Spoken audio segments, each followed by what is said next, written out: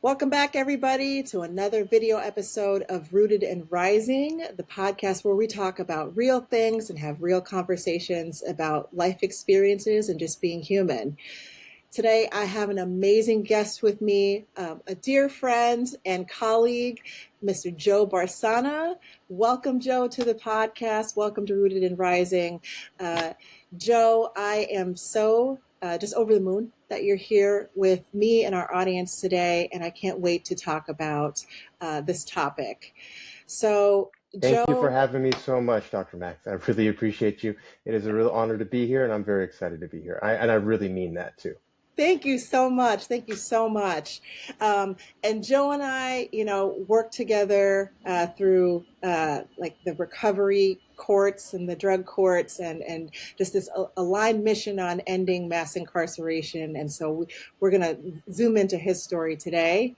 So he is a part of the Washington State Therapeutic Court Alumni Association and King County Drug Court. And today's episode is entitled Healing After Survival, Street Violence, Recovery, and Learning to Live Again. So, Joe, I would love for you to just tell us a little bit about yourself, and then we'll sort of dive in. Tell us a little bit about your background, maybe where you Sure. grew up, all of those things. Yeah, so again, my name is Joe Barsana. So I do work in the recovery field.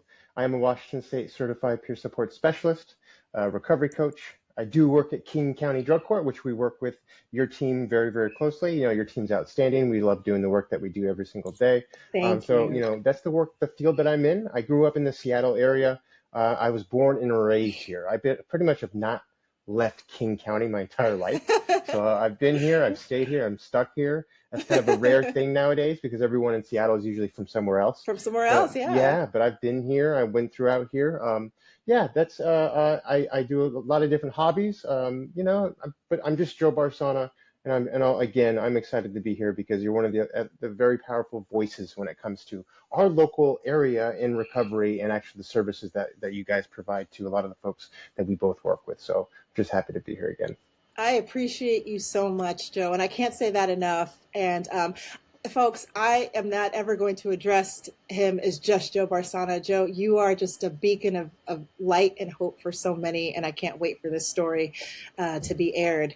I do want to acknowledge before we get started that today's conversation is going to include some information about trauma and addiction and violence, incarceration and recovery. And so if you do need to take a moment to breathe or to step away, please do so. But I want to acknowledge that this is Joe's story, and we want to bring this to the surface. We want to talk about this. So I want to start by asking you to tell us who was Joe before recovery? Joe Barsana before recovery was a very different person. I always talk to, one thing about me is when you come into my cubicle at work, I have a huge montage of my booking photos. And I like to show folks who first come into the program that I make sure that they understand that I'm also a King County Drug Court graduate. So I've been through the program. But yeah, exactly. So, but I have those photos, and those photos represent who I was, I believe, before.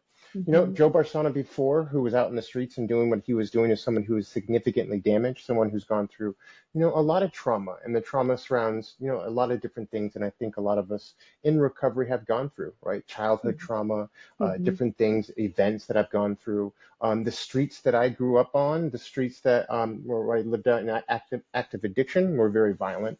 In the Pack Highway area, the Blade in downtown Seattle.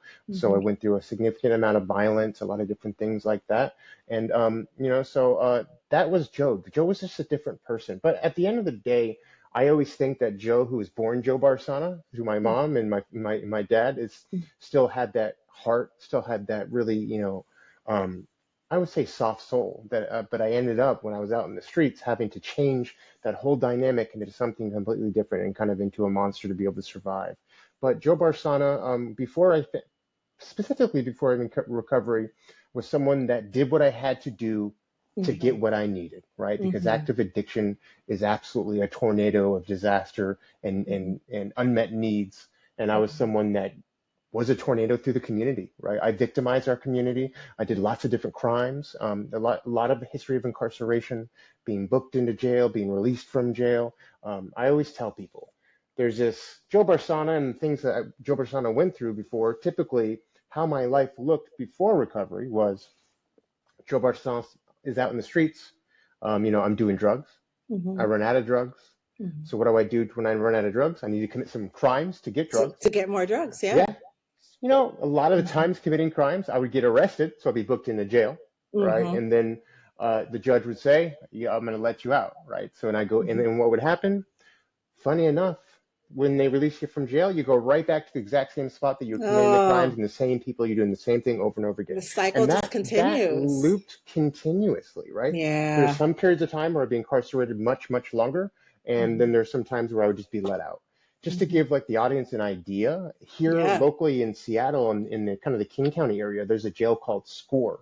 Hmm. And I always like to tell this story that SCORE jail will release you at 2 a.m. So what they do is they put you in a van Wow. and they drive you up to Pack Highway, which is one of the worst neighborhoods you can ever imagine, and they drop you off at 2 a.m. outside of the van on the streets of Pack Highway, right? Mm. So, and then a lot of people ask themselves, why would you keep getting in trouble over and over again? Well, I didn't set myself up for success, right? So, Hmm. but How again, could that's you just do that by yourself? I mean, it's right? close to impossible, right? And Hmm. I think that's the theme of my life before recovery was someone who just had a bunch of needs that were unmet, a lot of mental health needs that were unmet. I grew up. I always like to tell people because I think the stigma is really strong. I have real mental health disorders, right? Hmm. And I think a lot of folks, who are in the recovery, a lot of the men who are the strong men and who are tattooed, Hmm. and right, we don't like to talk about this stuff, but hey, I Hmm. had some mental health issues. And what I mean by Hmm. that is I was too depressed to get out of bed. Hmm. Hmm. I was depressed at some points where I was hearing voices. I Hmm. had anxiety to the point where I couldn't, I was afraid of pretty much everything, Hmm. just terrified. Not to the fact that I wouldn't go out and do what I had to do every day, but there was always this dark voice of Yeah. doom and gloom and things are going to go wrong and That you're gonna negative die, feedback loop. right? So that was Yeah. Joe before recovery, and it wasn't a really great existence. I can say that Yeah. much. It wasn't a wonderful existence. I wasn't living amongst everyone else the way I should have been, right? I wasn't Yeah. participating in the world as a normal human would be because of those mental health disorders. So again, that was Joe. That was Joe before recovery, someone who didn't know how to deal with those things. So I dealt with them the only way I knew how, which was drugs and crime and that lifestyle. Yeah, and it sounds like, through that cycle, you almost learned this kind of forced way of survival, right? Because what we do know about how substances work is after a while there is like this physiological need for it. And so after, it starts with this desire perhaps or something that has happened, whatever the genesis is, and then after a while you just have to keep doing it. And in order to get to that space where you're getting that need met, because now we've sort of created this need, right? We have to do more and more and more and more.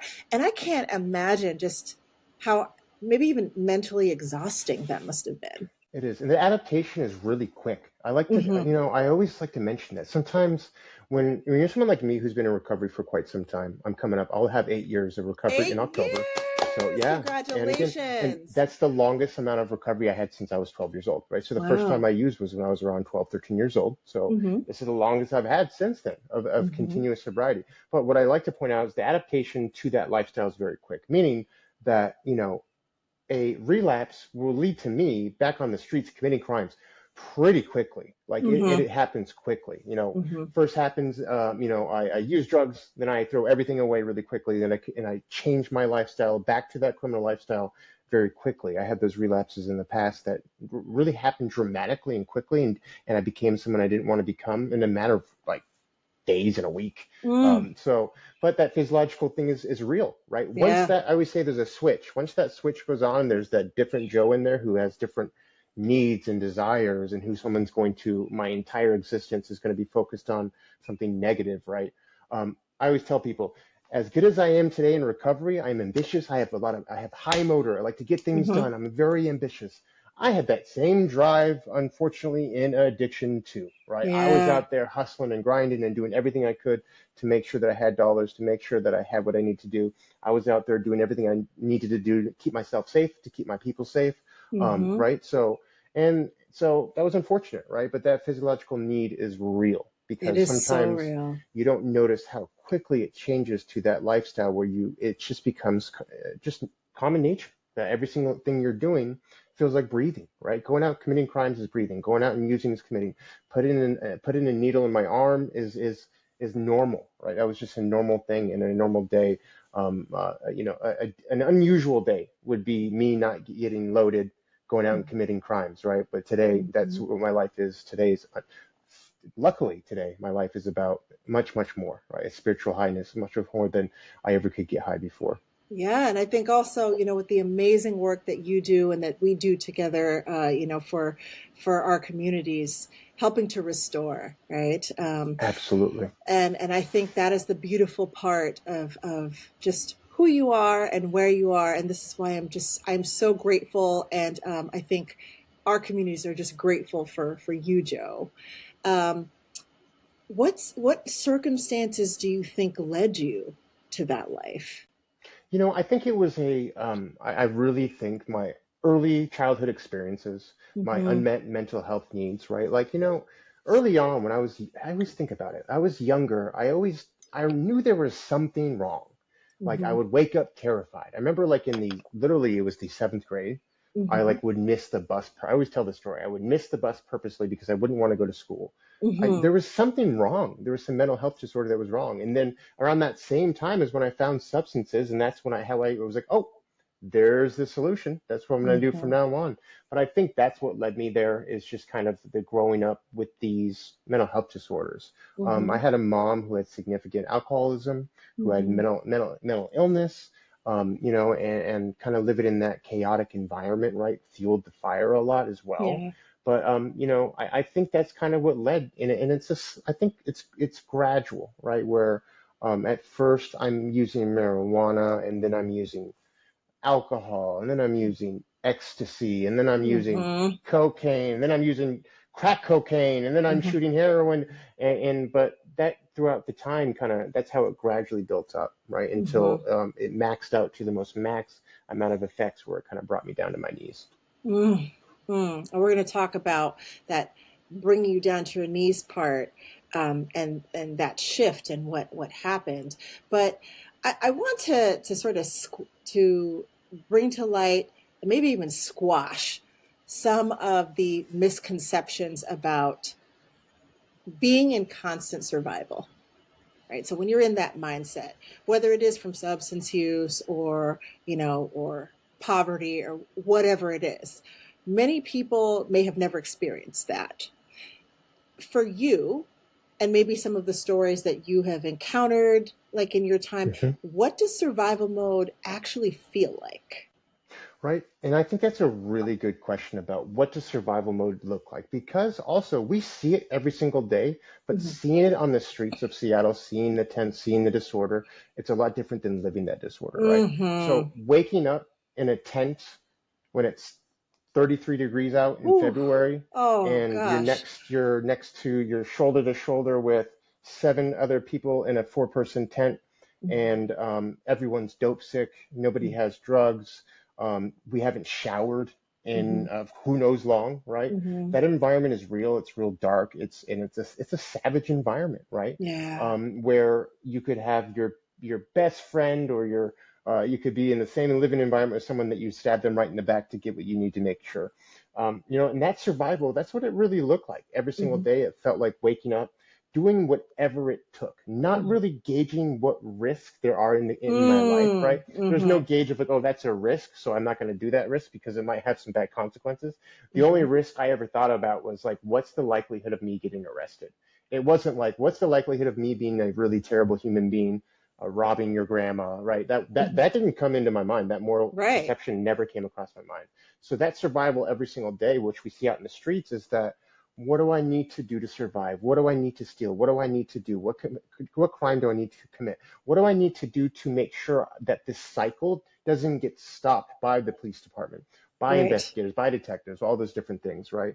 How Right. do I make sure, how do I adapt to the changing drug supply, right? Mm-hmm. Drug Mm-hmm. supplies were changing dramatically when I was out there. Fentanyl started coming onto the scene right Yes. when I started getting sober, and it changed everything, right? Everything. Oh It my. changed everything, right? Yeah. And I think the survival nowadays is like, how do I survive not only the street life, the crimes, all those different things that come about, but also how do I medically survive? How do I Oh, make sure not to overdose? How do I yeah. take care of my lesions and wounds that are caused by the toxic drug supply? How do Right. I actually, that survival is also it's terrifying, right? Yeah. Um, Yeah. to to talk about how rough it was out in the streets, it's really easy, but to talk about how sometimes degrading, like the thoughts of like how dark things were, right? Mm-hmm. Mm-hmm. I always like to tell people the lifestyle wasn't fast and furious and wonderful and like a movie. It was Joe waking up, Joe having a dull needle and having to stab myself several times into the arm to try to find a vein, right? Yeah. It is Joe trying to jab a dull needle into my neck because I couldn't find any veins. It's Joe having to go to extreme measures to be able to get high, right? Yeah. That's what the reality is. The reality isn't just people out nodding out. The reality also is, right, is the loss of any type of positive relationship you have in your life, the loss of your family members, the loss of respect from the community. And the Mm-hmm. thing about survival mode too is what shifts, I also think, is that there's this animalistic instinct that Mm-hmm. comes out really quickly, I think, when we're in that survival mode. And what it is out in the streets, right? I'm a crisis intervention trainer as well for Mm-hmm. the local police academy, more or less. Thank you And I for what tell you them, do. thank you, and I tell them about like on typically my day-to-day life, aggressiveness was a natural thing. I Mm-hmm. dealt in Mm-hmm. aggressiveness. Violence and aggressiveness was something I was very attuned to, very normal. That's how I got what I needed. You're not just out there being very kind to people to get the drugs you need. I That's was not out there usually how hustling, it right? works. I was out Right. there hustling, robbing, and being a bully. I was being victimizing people, robbing people, stealing, doing those things, right? And Mm-hmm. you have to shift that need because Joe Barsana is actually a really kind and soft person. But when you're out there, you have to turn that switch. And the longer that you're out there and you're doing those things, Mm-hmm. that shift is it's harder to get out of. But I tell police Yeah. officers, I always tell them like, if you come at me in aggressive nature and a violent nature, you're gonna put up your fists and try to fight me. That's a normal day-to-day life, and I'm all about that life out there. But if Mm-hmm. you came to me, I always tell police officers, if you came to me and said, Joe, I'm really worried about you. Joe, hey, Mm-hmm. we found you knotted out in the Mm-hmm. back of a dumpster in Federal Way, and we had to Narcan you, and you're literally on the Mm-hmm. ground covered in garbage, and we think you're going to Mm-hmm. die. Mm-hmm. Um, Joe, Mm-hmm. that would break down my walls a lot quickly. So, what Yeah. I mean by all of that is that survival mode is this different type of human nature that I think a lot of us enter when we're out there surviving on the Yeah. streets. And a lot of times there are some really good relationships you have out there, some Yeah. experiences you've had out there, but survival mode's different. When the ship is sinking and it's taking on water, people do things that you would never think they were going to do to survive, right? And that's I think what it Yeah. is with addiction. And I want everyone in the audience to really hear that from that perspective, because what I'm sort of unpacking, right? Not having been in recovery, being a clinician and treating individuals. I think this is also great information for those who are starting out in the clinical field, wanting to work with individuals who are using substances, want to stop using substances, having very acute mental health concerns and disorders. Um, we've got to unpack some of that. So what I heard was, that there, on the one hand, it's about, this lack of space, right? So not knowing where you're going to be, being unhoused, there's that, having to share space, that, and, my experience in speaking with a lot of individuals, it's, you may be able to post up here for a few days if you're Hmm. lucky, and then you get moved. So then there's that false sense of security at all times, and then there's this, I need to also meet this chemical need, and then how do I get it, right? Then it becomes like the supply chain, supply and demand, high Hmm. demand, low supply, and so everyone's going to sort of fight over what what is there and who has access to it. And then it's a matter of, okay, but we also have to, pay the piper. Who's going to get the money? How are we going to get the money or the means to acquire these? And then you also have to think about, guarding your supply when you have it. So then it can Yep. be this cycle. It just seems it's very helter skelter. It's very just kind of all over the place. And It is. I can't imagine. And what I really think the audience should know, and what is really important is there's a lot of misconceptions. Like I said, it is a real issue, a real series of issues. I think, legislatively and politically and socially, and but survival mindset, right? I think it takes so much out of you, and I think grace and compassion in understanding that when you don't have much, when you're just sort of fighting to live with things that could potentially make you die. Absolutely. Absolutely. Yeah. And, and even all those needs that you're trying to meet, right? We don't even think about like the absolutely like physical, biological needs, right? Mm-hmm, Every single mm-hmm. day. How do I eat? How do you eat? Oh, Hey, yes. hey, where do I go to the bathroom? Like Mm-hmm, those are the things that we don't really think about on a daily basis that, why the streets are there's so much disorder, right? Why mm-hmm. we see people using the restroom out on the sidewalk, right? Because Yeah. we don't have resources for folks who are unhoused. And of course, people who are unhoused, they have to use the bathroom and they Mm-hmm, have to sleep somewhere and they have to eat, right? So mm-hmm. it's not very surprising to me that we see what we're seeing, unfortunately, because of the lack of resources for folks out there. Yeah.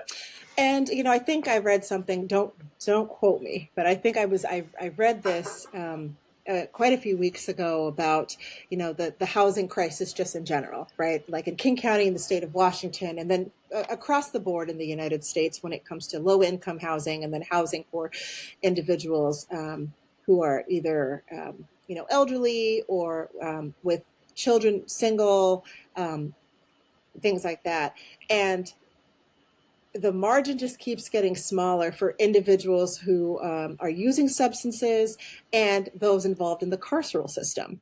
Absolutely. Yeah. And what I think drives me absolutely crazy is this idea that, oh, you know what, those people need to get off the streets. But where are we sending them when we don't have the means or the resources, or we're not taking the time to actually invest to help them get off the streets? And I Absolutely. definitely would love to know your experiences and your thoughts around that. And I'm all about a good action plan, but I know it takes a community. But just sort It of does. let's start there.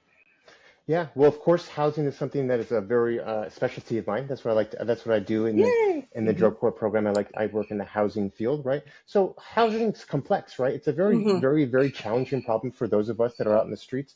Not only those of us that are out in the streets, but those of us who are in recovery as well, right? Mm-hmm. Because Mm-hmm. stigma is not just a word; it's a real, actually, thing that happens when you turn a housing application in and you get denied because you have either criminal charges, criminal background, you have rental issues, you have credit Mm-hmm. issues, right? So that Mm-hmm. could become historically just very, very complicated to actually turn your life around if you don't have a place to turn your life around in, right? Right. That's a very difficult thing to do. But of course, what I always tell people is that, right, housing is key to a lot of the stabilization that we do. We know that in Mm-hmm. drug court, if you do not have housing, the likelihood of you being successful in the program is very unlikely, right? To be Mm-hmm. successful, you need a stable foundation. You need somewhere to call safe. You need to have the place where you have dignity to be able to take a shower, reset, Right. have safety, have stabilization, have routine, have all those things that at the end of the day, you're trying to build up to where you can actually have a purpose in life. You Mm-hmm. can't have a purpose in recovery in life if you don't know where you're going to use the bathroom, if you don't Mm-hmm. know where you're going to sleep that day, right? So housing is a key component to someone be able to change their life.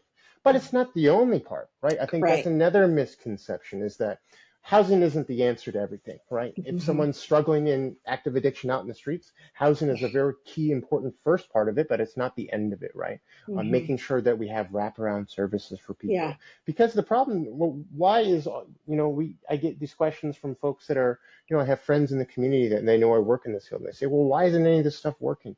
Well, and why is it not happening? Why is this and that? And I would say it's a very complex problem. That's why. Yes. If anyone tells you that they know how to solve this issue, they're absolutely lying, right? Because it's Yes. such a complex issue. And also Yes. it's a very expensive issue, It very is. expensive issue, right? But for me, I know that if I didn't have a stable place to go, I would still be out in the streets, right? Mhm. I'm just someone different. Everyone's recovery journey is different, but I can tell Yes. you this much. I'm not, when I was out there, Joe Barsana is not voluntarily walking into a detox or treatment center, right? Hmm. I needed some help with that stabilization. So I went to long-term inpatient treatment where I Hmm. actually had a safe place to go. And that's the most important part. Like the treatment centers, that the wonderful partnership we have with you guys is Hmm. that treatment in itself is not just the wonderful work that the counselors do, that the all the peers do. That is the really important work. But also part of it is that you have somewhere to go. You have Yes. somewhere to be, right? I Yes. have somewhere to be for 57 days, for 60 Yes. days, for Yes. 9 months, right? That's how long it took me to kind of stabilize an inpatient treatment for me. Hmm. But if, for example, I lived out in the streets and I lived in a Hmm. tent, Hmm. we know that tents get swept, things get stolen. So, right, and you have nowhere to charge your phone. So if you're trying to make it to your doctor's appointments, make it to job interviews and all those different things, but you don't have an outlet to charge your phone and you don't have a clean place to take a shower, how likely are you going to be successful in doing those things? Not very Right. likely, right? So Right. it is a very key component. But again, I know there's this big tug of war between housing itself, right? Housing first and all Hmm. these different models. Housing, to me, is the most critical point. But we also need to invest and make sure people have the right resources. If you Right. stick Joe Barsana, who is actively using it in an apartment, right, it would be a much easier place for me to be stabilized and to help me kind of be successful. Hmm. But it wouldn't be the only step you would And need. right. Right. Absolutely not. There's a lot more that you Yeah. need to do, and I think a lot of folks that you will talk to who have been in those situations will tell you that that's just the first step, right? That's the Yeah. first step amongst many other, treacherous steps and very very heavy steps that you have to take to kind of stabilize. But Yeah. that's a key part, and um, another part is continuous recovery, is making sure you Hmm. have stable housing.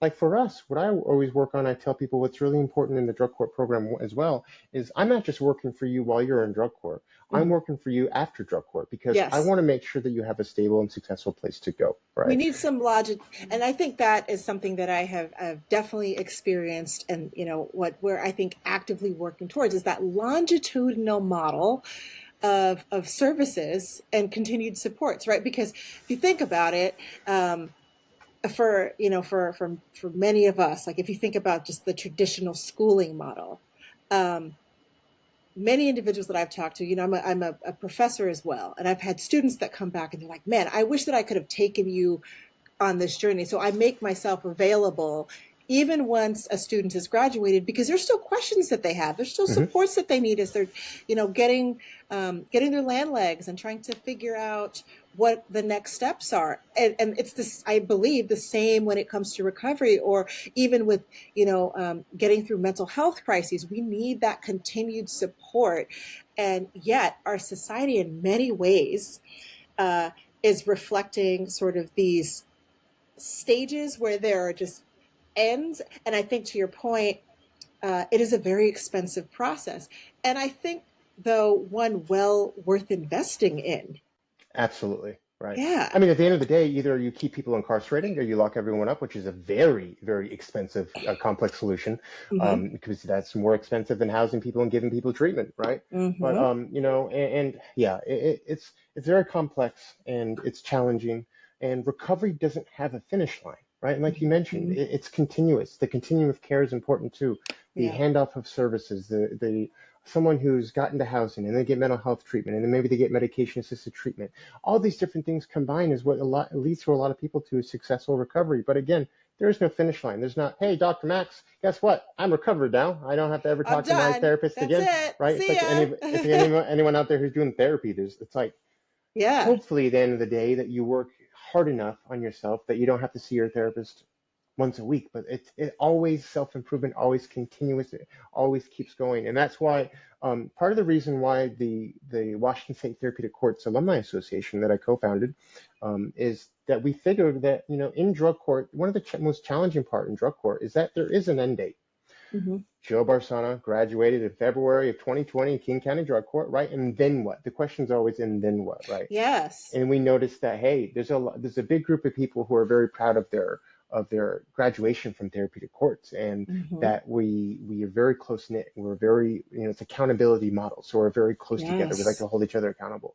Well, I found that a lot of people after drug court, sometimes they struggle because there's, There's the anxiety. UA stop, the case Yes. management stops, all those things stop. Seeing a judge and a prosecutor stops, so it makes it much easier to think that accountability goes out the window, so I can make negative choices now. So we started this association so that we can help support each other. That This, I know you graduated, and we want you to yeah. bring you into our association so we can work together, support each other, be there for each other during the goods and the bads, right?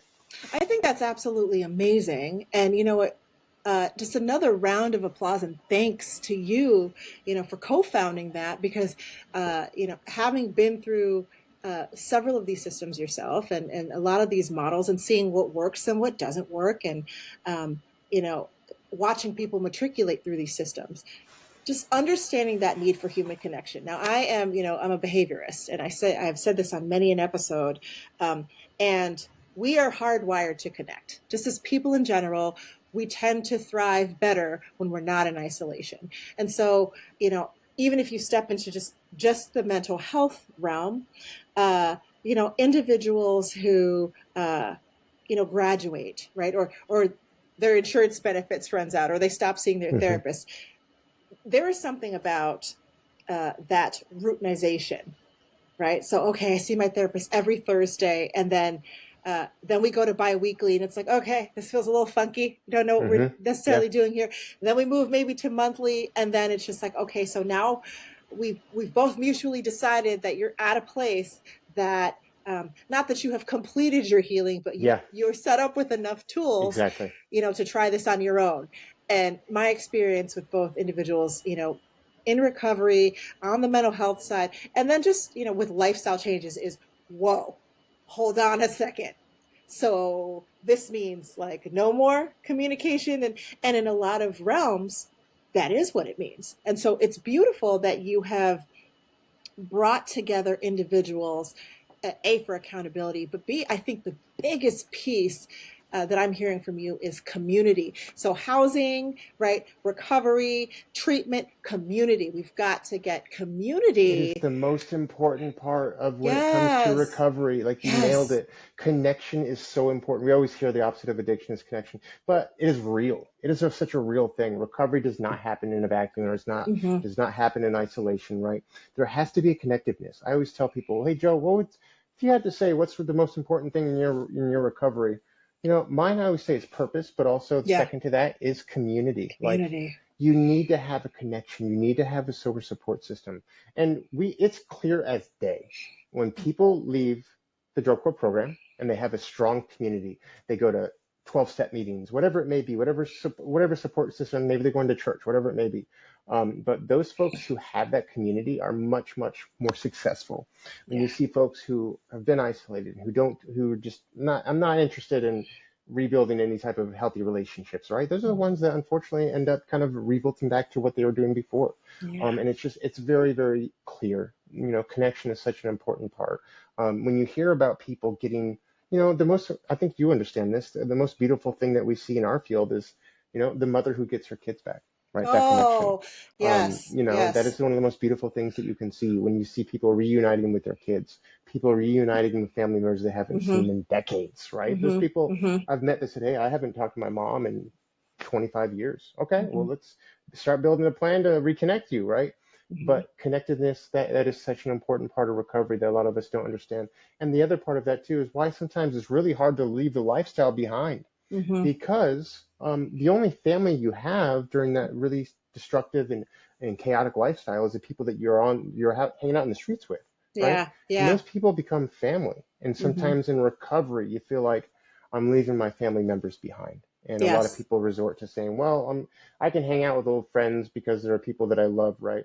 That Mm-hmm. love is real, right? But Yeah. sometimes one of the most difficult choices for folks is having to separate themselves from that lifestyle, from those members, from those old friends because of that. But it's all has to do with connectedness, right? Yes. Because we yearn to be connected, we yearn to have friendships, we yearn to have relationships. And if you don't Yes. have those things, right, what do? You turn all that energy that you have outward towards the community inward destructively, right? And I Hmm. think that it's pretty clear that we see that very regularly when it comes to people and their continued success in recovery. Yeah, I can say so. I was a subcontractor and I did some work with DSHS and what was formerly known as the Children's Administration years ago. And I did a lot of in-home work, and uh, it was super eye-opening, right? So individuals that were actively in recovery, DOSA, Hmm. programs, things like that. And I worked more on the side of entertaining the possibility of reunification and crisis family intervention, things like that. And it was super eye opening because when individuals, when parents got their kids back or when they saw them for the first time in a long time, uh, there was just such an inherent beauty and healing that I think uh, started, right? Sort of shot off. And uh, it didn't necessarily happen for everybody and it didn't happen in the same time frame, but it Exactly. was beautiful to watch, right? These individuals who were like, I'm finally in a spot where I think I'm getting services that I need, or I'm about to start getting set up. My child or children are going to get what they need because I can show up as a parent and Exactly. as my best self. And you're absolutely right. It is. I think that is one of the most rewarding aspects of the work I know I do, and the work that you do, and all of us in this community, just trying to make a not just a difference, but a real uh, actionable impact Yeah. on these communities. And I can't help but think, though, I want to revisit the topic of violence because you said a few things about turning, when you're in isolation, sort of turning all of that outwards, when you can't find those connections, you don't have that housing, there's no way to recover in recovery. Hmm. Yeah, absolutely. Let's talk about that violence. Let's Yeah. talk about what's real, both the violence towards yourself, the violence, I think I want to just sort of take the Hollywood stuff out of it for a Hmm. second. What's it like? What do you want people to know? Yeah, that's one of I think the things that I think I'm continuously healing from, right? That's one of the Hmm. most traumatic things when it comes to, right? There's instances out in the streets where, I was witness to a murder. I was witness Mm. to significant, serious brutality out there, right? And brutality from all members of society, right? From people in active addiction, from police officers, from anything that you can imagine, right? That the streets are brutal out there, right? Mm. And they're brutal because people are having to survive and doing what they have to do, and things continuously are getting worse, right? Hmm. The lack of resource, the lack of unmet needs means people are going to do crazier and wilder things to make sure that they have to survive. It is an odd thing, like I talked about before, that there's a switch that you have to turn on, and that it starts growing, and that survival mode starts growing, and at the same time, that brutality starts growing. One of the Hmm. things that I still, some of the moments that I still remember is the brutality of violence, is the Mm. significant, serious robberies, brutality of people getting beat up out in the streets and people screaming for help and nobody's there at 3 o'clock in the morning out on Pack Highway or down in the Blade, or somebody, the brutality that goes along with that. We see the things out in the streets, we see the chaos, but the understanding that fear and the understanding that the being a witness to some of the most horrid things that other people can do to other folks, right? And today I get to celebrate the celebrations of recovery and the celebrations of healing, celebrations of those things. But I still have to deal with that. There were things out there that I'm ashamed of till this day, right? That there are things that I've witnessed, things I've experienced, things I've been a part of when it Hmm. comes to robbing, comes to, all the things that we had to do out there. Hmm. And to vulnerable people in our community, right? To people who are just trying to survive, right? Robberies, having to deal and, when it comes to active addiction, also that it runs parallel also to the same unfortunate field of the sex trafficking and all that field and all Mm. that tragedy and all that disaster and all that human degradation and all that, horrid things that happen in that field as well.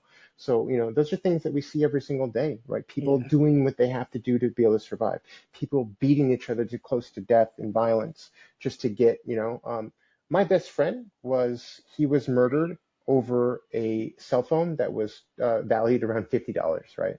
Oh, That wow. just shows you, right? The streets that I was a part of, that people would hurt each other, murder each other over something that valuable as $50, right? I Hmm. know that one of my other friends is currently locked up because he shot and killed someone else over, it was like $30 worth of drugs, right? Hmm. Just to show you, someone is willing to, the thought of risk, throwing any thought Throws of risk or just throw it out the consequence, right? window. Thrown out the window over $30 of drugs. That is the reality sometimes of the streets. Yeah. And that is the reality of why it's so important that we help folks, that we help give people the resources they need to get themselves out of it. Because if you don't treat those needs, and if you don't, and you allow those things to continue to burn, and you let the fire and you don't put the fire out, things get brutal out there, right? Hmm. Um, Everything from assaults to homicides to sexual assaults to all those things that are just terrible, that some of the most things that I remember that still I'm healing from, right, are not even violent things, but imagine, selling drugs to a mom who has two young kids in the car, Mm. right? Things like that, having to experience, right? Yeah. Um, Seeing kids out in the streets as young as 14 out there on the streets who are IV drug users, who've Hmm. been abused by their parents and they're running away from that. Hmm. Everyone out there has something that they're running from, right? There's a Yeah. trauma that they're running from, and some of those traumas are so significant when it comes to abuse, Yeah. harm, and those Yeah. things, and you just see it so much, everyday occurrence, right? Yeah. I remember, still this day, I still remember someone I was very close to. He was an older person, and he was robbed and jumped by a group of people, and I remember it was one of the most terrible experiences I've had, because it was a feeling of hopelessness and helplessness where there's a group of people violently assaulting this person, right? Mm. And I didn't, even though I was close to that person, I couldn't get involved. I couldn't stop it, because if I tried to stop it and get involved, not only would I have been physically harmed and nearly killed, but also like knowing that those person who were violently attacking that person also was the drug supply. I threw all Hmm. my morals and friendships out of the window because I knew that they Yeah. had the drugs, so I'm going to allow them to attack someone that I knew from the streets and I loved from the streets, right? Um, like you said, that Hollywood stuff, it's all made up, right? There is Hmm. this gangster stuff. Hmm. It's all, the gangster stuff is really dark, and it's Yeah. really, when it comes to gun violence and to innocent people getting hurt, also along with that type of street life that we have, kids being involved, Yeah. women being involved, just all these things that are unimaginable to people that us in the field we see every single See it day. every single That we day. talk with people who have experienced these traumas. We've talked to vulnerable people who have experienced things that are unspeakable, things that are unimaginable, harms that they've had since they were a baby till adulthood, right? That they're just trying to heal from, right? Yeah. And that is just real, and it's Yeah. happening every single day. It's people clawing their way out of life, trying to just breathe oxygen, right? And Yeah. get by, and to get the drug that they need to push away all of those significant lifelong amount of traumas that are piling up and eating someone alive, Yeah. doing whatever it takes, right, when it comes to violence, brutality, to Yeah. do to another human being, just to get rid of that trauma, right? And that's Yeah. something that happens every single day. That is part of the, when we hear about, a lot of us in 12-step meetings, we talk about not bringing up war stories, right? We Mhm. don't like to compete, because the reason behind that is that there's nothing glorifying about any of this stuff, right? No. There's No. nothing glorifying about that type of lifestyle, about taking advantage of vulnerable people, hurting people. I can, me, Joe Barsana today has this big heart. That's what I do. I go and I help other people. Mhm. But Joe Barsana just 9 years ago was someone out in the street doing devastating thing to other people Yeah. to get what I needed, right? Having to heal from that, I think, is another important part for a lot of us that work in this field too, who have that lived Yes. experience, is that like, Hmm. we're like, hey, now it's my purpose, and I can give back to the community, the people that I hurt. I can Hmm. give back to, and it's actually some of the most beautiful things in my job today is that I have the privilege and the blessings to work with a lot of the people that I used to use with out in the streets, right? Yeah. A lot of people come into the drug court program. They're like, "Oh my God, we thought you were dead. Where have you been?" Right? Well, I've Mm-hmm. been sober. I've been sober, and I've been working at drug court. Yeah. Um, and I get to see that transformation, and I get to see the people who are out there suffering, who've gone through those unspeakable traumas, heal, Yeah. become better, and become Yeah. successful, and become, live out their fullest human potential that they have, which Yeah. is the most amazing and most wonderful thing to see in our field. Is just to see that person, that light turn on, that light in their eyes turn on, right? Yeah. Where there was nothing there before, there was nothing but desperation and darkness and all those things that come along with it. And to see that little bit of hope that turns on, it's just the most wonderful thing, right? But Yeah. that brutality is real, and It is. it's Yeah. something that it's a human problem that's been we've been trying to solve since day one, right? Yeah. Humans hurting other humans, but it increases dramatically when it comes to our survival on the streets. You know, I, for as an outsider, insider, whatever, I Yeah. sort of situate myself as, I think about this concept, and we've both, between the two of us, have said in our field, which means in my mind that we still have a bit of like an esoteric kind of situation here. And so several things sort of fired off into my head. One, um, why are people turning a blind eye to what is going on? Because the movies and many, I think, media products, right, uh, can and do glamorize this lifestyle, but also there seems to always be some kind of victor, right? And Hmm. that I think the reality here, folks, is it's messy. It is there are several, I think, moving parts when it comes to Yeah. recovery and addiction and substance use and mental health concerns. Um, it's not quite like, oh, well, for some people, it's not. I'm using substances and then I go into treatment and then et voila, then everything is great. And then I get this house and a picket fence and Hmm. all that. But I think on the other side of that, I believe, and I've had conversations with people who just want the same kinds of love and life and responsibilities and privileges therein that we all have. I have never spoken to someone in recovery that has told me, I just want to keep doing this life. They've said, Hmm. no, I want a nice house. I want a nice Hmm. car. I want a family. I want all the things. I may have done some things that were not so conventional or socially appropriate to get them, but we want some of the same things. So why are we turning a blind eye to something so critical, but also literally right under our noses? Yeah, and I think it's very, very uncomfortable. It's very uncomfortable to see people out there on the streets in desperation.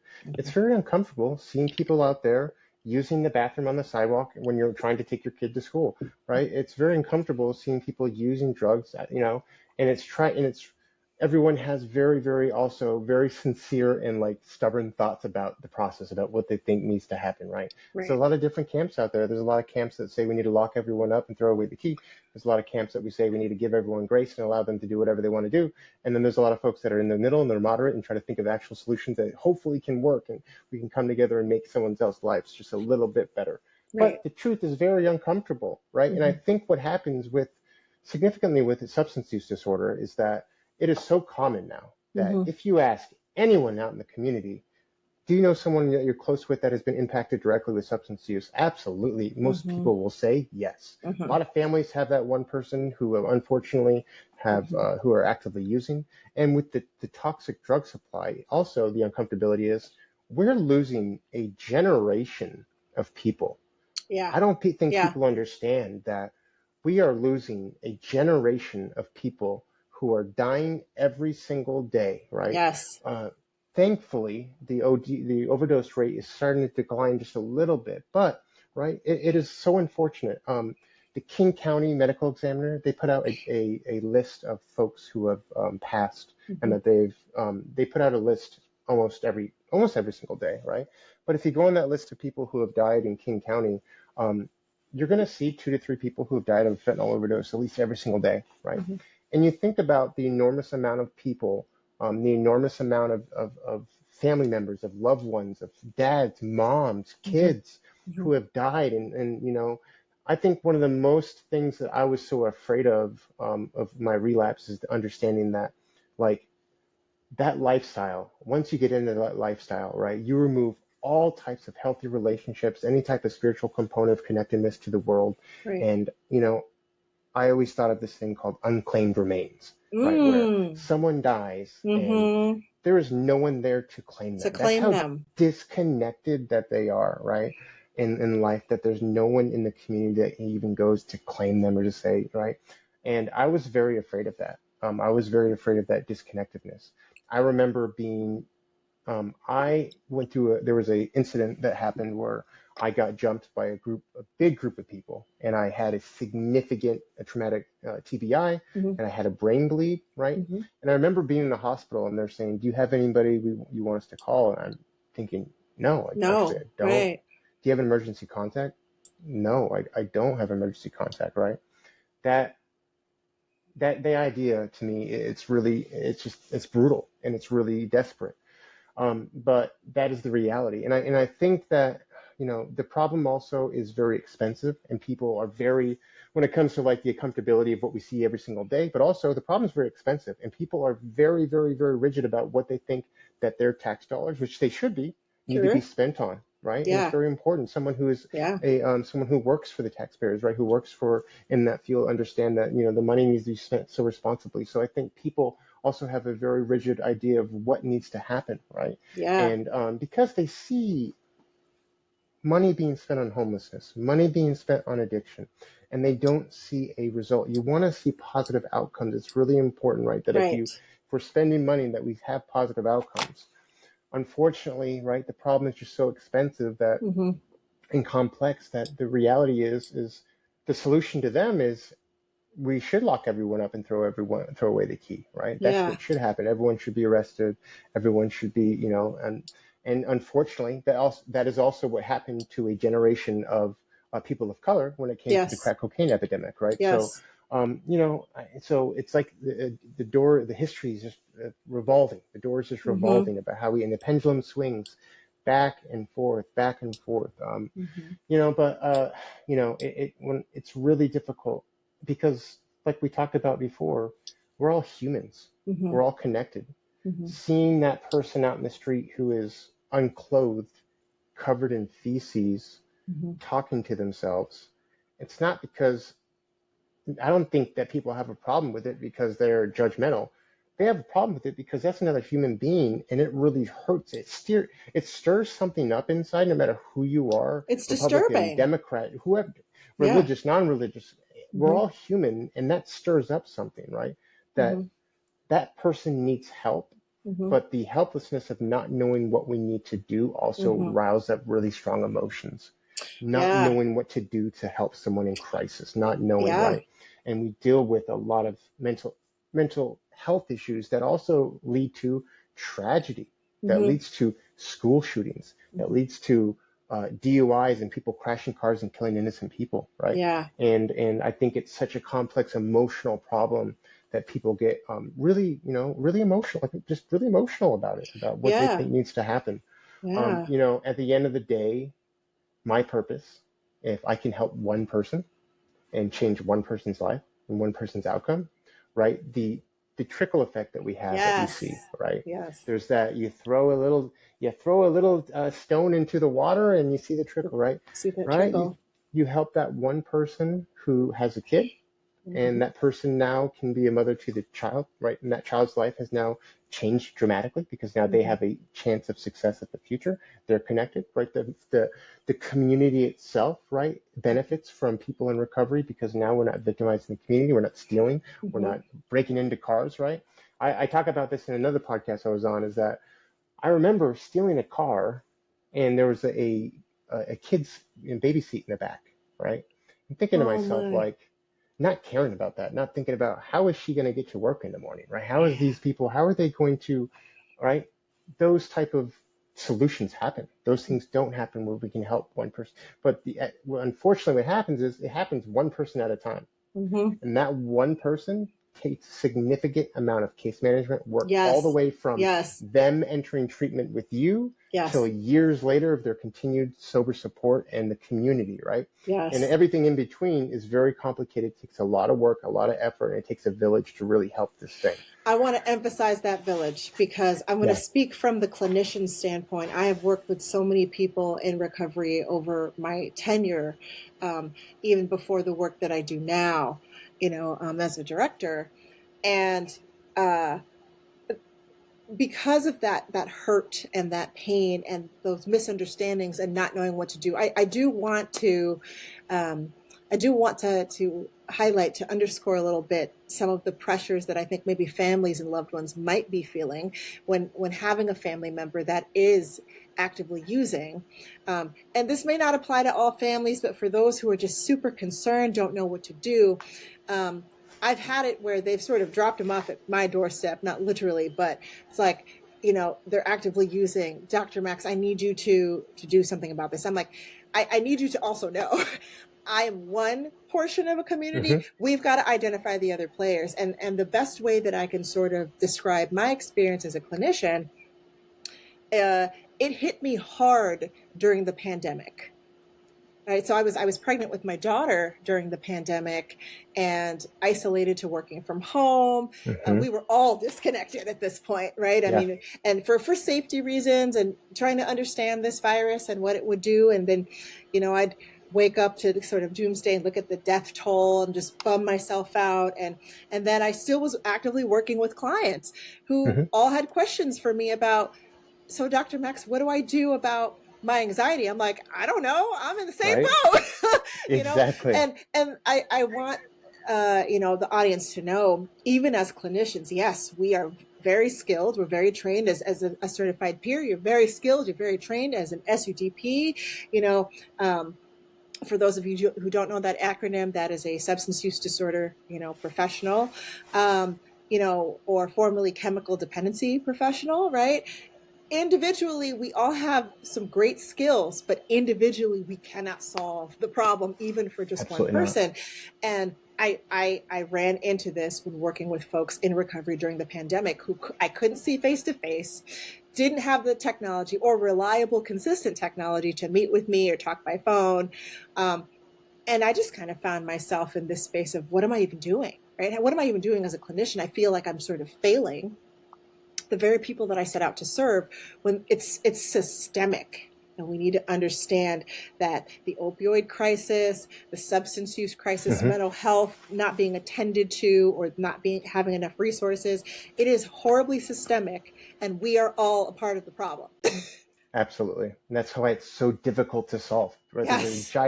There's an entire machine out Mm-hmm. there, right? It didn't start with, it's not just a drug problem. It's an entire systematic machine of oppression a lot of times too, Mm-hmm. and Mm-hmm. people trying to solve their ills with chemicals, right? And Yeah. from the opioid epidemic, from the big pharma, from everything, right? And it's just challenging. But like you said, the village is so important. And that's such an important point that you made.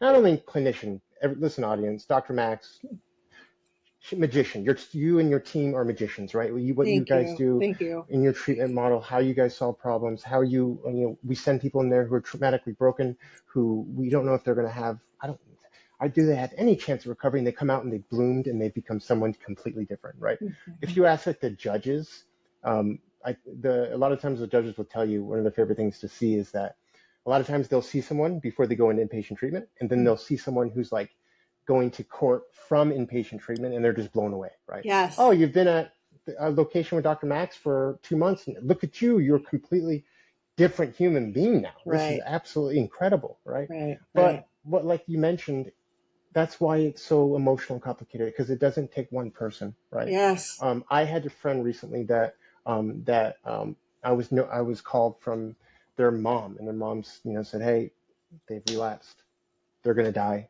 it's crisis, it's tragic, right? Mm-hmm. And there's so many moving parts to get that person in the front door, right? And Mm-hmm. and thankfully I was able to solve that problem with the help of your team as well, right? Where there is so many different moving pieces when it comes to getting people help, right? Yeah. Starts with a phone call from her asking me for help, and it comes from me talking to our wonderful treatment coordinator, Lizzie. Shout out to Lizzie. Lizzie. Asking her for, hey, what treatment centers would it be a good fit for my friend? And then it comes to your team answering the phone, no matter what time it is, trying to solve a problem and trying to help that person, right? Going into detox, getting an assessment, right? That system to get someone in the front door of your facility took 10 people just to get that person in the front door, right? Yes. And that's also the bureaucracy also is why it's difficult to help people, is because it's complicated, it's complex, there's a lot of red tape, and it's hard to get people in inpatient treatment, and there's a lot of barriers. A lot of people, you need insurance. Yes. There's so many different things when it comes to why don't these people just get help? If it was that easy, oh good Lord, right? I think many would. Yeah, right? They and that's try. why we love Seattle with the model is low barrier, right? No wrong door, right? I'm on the board of the Lived Experience Advisory Board for the Overdose Resource and Care Access, or the ORCA Center, right? The first center where they said, you can walk in here and get help immediately. You're walking in and you can leave after and get methadone, walk into the door, get methadone, walk out all within an hour and a half, right? Nice. Where I can tell you before, if I wanted to, I remember one time walking in Federal Way.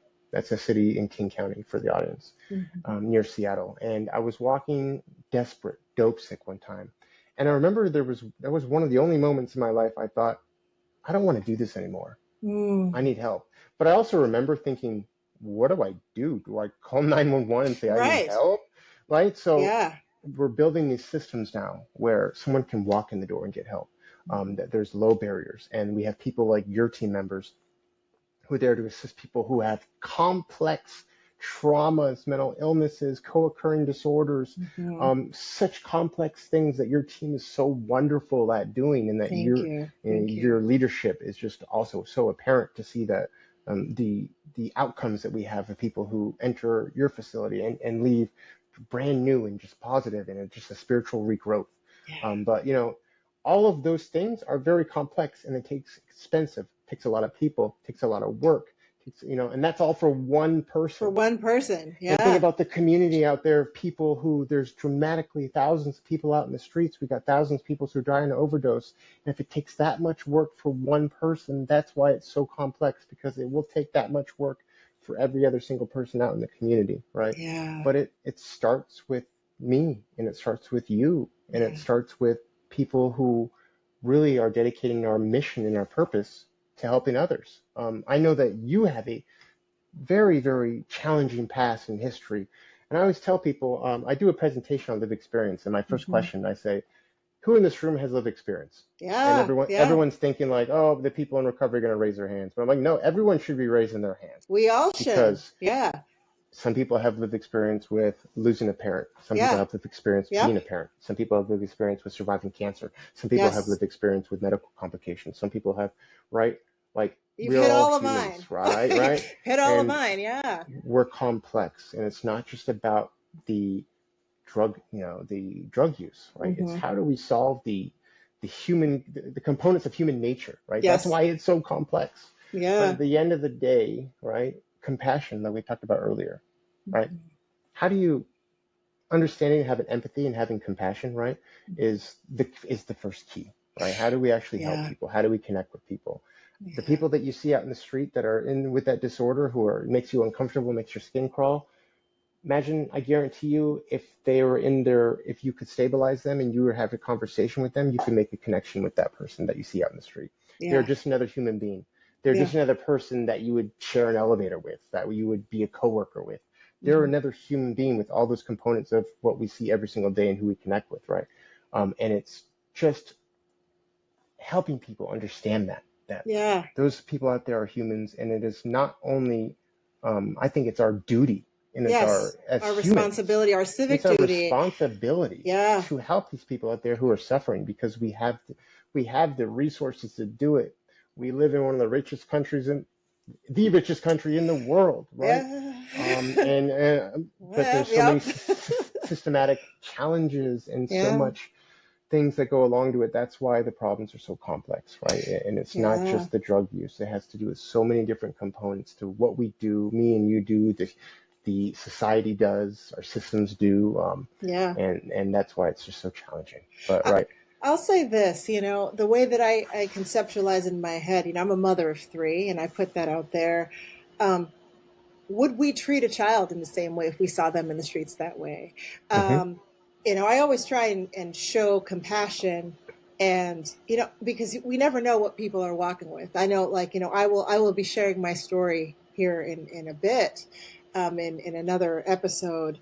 But yes, well, I have not been through recovery. I've had profuse trauma and a lot of life experiences that have shaped the way that I navigate the world. And those things can compound if you don't work towards your own healing and you don't surround yourself by community and you don't. As my father used to say when he was alive, if you don't like straighten up and fly right, Yeah. and it definitely everything that I've experienced has impacted the ways in which I work with people and help them understand um, their their their surroundings, what they're dealing with, how to navigate it. And I don't pretend to have all the answers because I'm Yeah. still trying to figure out my own life. I'll be honest with 100%. you, right? Yeah. As a mother, as a clinician, as a director, as a professor, I wear so many hats. And I think at the end of the day, the most important hat for me to wear, for all of us to wear, is human. 100%. 100%. Human. So Yeah. let me ask you this as we come to a close, because I feel like this needs to be like an 8-part series. Because I Joe, I know, can spend right? all this time with you all I day long. know. I love this, but you talked about how it takes a community for that one person. So let's talk about where your community started and Hmm. what it took to get you there. And we've talked a bit about why this work is important to you, but now being out of that world or seeing it from a different side of the mountain, Yeah. what are the impacts and what are the lessons that you have learned, and what is one thing you can leave with our audience to A, be mindful, and B, maybe be more a part of someone's community? Absolutely. One thing that comes to mind is my community, right? I went to a long-term inpatient treatment here in Seattle. It was called CGNR back Mhm. then, but it's now known as KeyWorks. Mhm. But what I always say is where my community and how it strengthened me, and how it still strengthens me today is a really, really, for some reason, it's a very controversial word in recovery and in helping people, and that word is accountability. And I Oh, don't know why it's controversial, right? But I think we all know it is a key component to change in your life, right? It is a key component to my community. And that's something that I always like to leave people with is that it is one of the most important foundations of spiritual human growth, not only in recovery, but in itself, is accountability. And what do I mean by that? Little self plug, go check out the Seattle Times do op-ed, it. Yep. Joseph Barsana, We'll that put it in talks the about links. We'll put yeah, it in the it talks links. about why diversion works and why therapeutic courts work, and a lot of that is about accountability and about how accountability and compassion are the exact same things, right? It is compassionate to be accountable and to have expectations to people that you love and you support, right? Because when I absolutely love and support someone else and I hold them accountable to what they're not only accountable to, like their recovery, but also their goals and what they want to do in Yes. life. Their future But also, selves. yeah, I expect that they have that for me, right? Because we hold each other accountable, and that's how growth happens, right? That's how therapeutic courts like drug courts work. Is that people come in, we hold them accountable, not like we're going to throw you in jail accountable, more like we want to see you succeed. We're going to help give Yes. you the resources. We're going to help you grow as a human being and to become the best version of yourself. And if you choose to slack off on that, we're gonna let you know about it, and we're Yeah. going to hold you accountable, and we're going to speak truth to the matter, and we're going to say you can be better, right? And that's what a judge did to me is, Joe, you can be better. You can be a better Mm. version of Joe, right? Shout out to that And judge.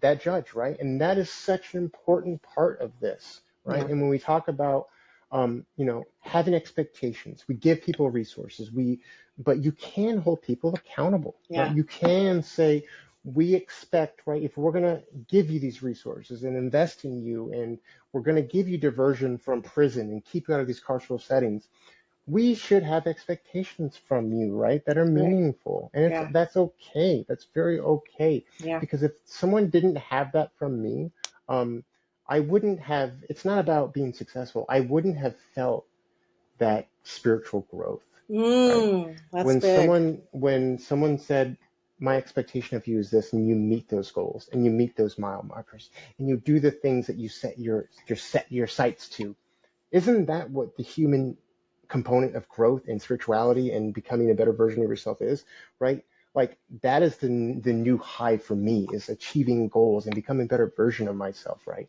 Right. And it all happened through accountability. My community is accountability. I have Yeah. friends who hold me accountable. I have a whole group of people that I involve myself with. I have a healthy relationship, someone who holds me accountable. All those things, that is the key missing part. You'll hear about a lot of people. There's a tug of war between, well, you got to hold people accountable and throw them all in jail. That's not the only accountability we're talking about. Accountability Right. is such an important part of this process to help people grow, right? The stop using drugs and alcohol part, easy.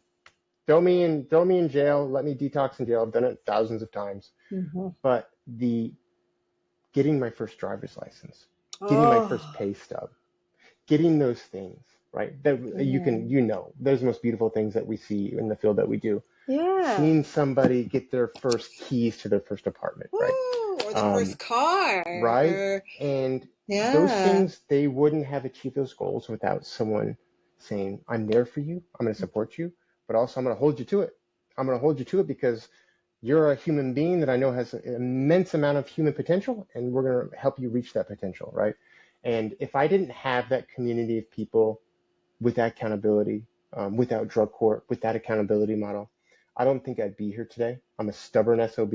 I'm someone that, right? I'm just someone that, had rigid thoughts and, right? And I had someone that had to shake me. I always tell the story in crisis intervention training where, my intervention happened the day of my arrest, right? Mm. And that's where accountability started, right? Unfortunately, that's where it started. I Yeah. didn't want it to be that way, but that's how it started. There's that show Intervention where there's a group of Yes. people, Yes. they sit around and they tell them, I love you, I want you to get help. My intervention looked nothing like that.